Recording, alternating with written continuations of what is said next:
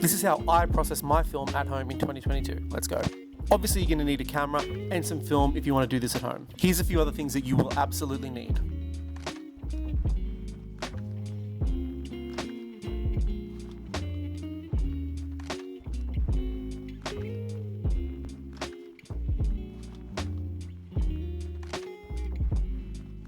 What I'm doing here is I'm putting everything into a light sealed dark bag. Obviously back in the day, people used to use a dark room or a red room to develop film. I don't have one of those at home, so this is a completely light sealed bag that I work within. When you're working within one of these bags, you are working completely blind by feel and touch only. So yes, it is difficult, it is confusing, but it is something that you get used to over time. So basically I'm opening up the canister, pulling the film out, spiralizing it around the reel, putting it inside the developing tank.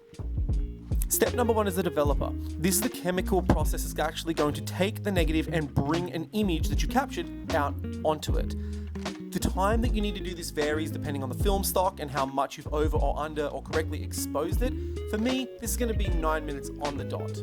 I'll invert the tank up and down once or twice every minute, and then I bang it on the table. That's just to get rid of any air bubbles that might stick to the film. The next chemical process is the stop bath, and this is basically what stops the film from developing. The last process was to bring the image out, and this one is going to tell it when to stop. Otherwise, I'm going to end up with a really blown out, hyperexposed image. This one's really simple. You basically invert it up and down for around about 30 seconds.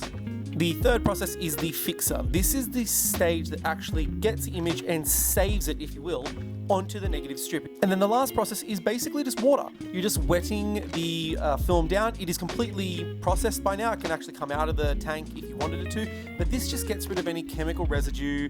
And if you add some wetting agent, it's going to get rid of any kind of streaks or spots or smear marks.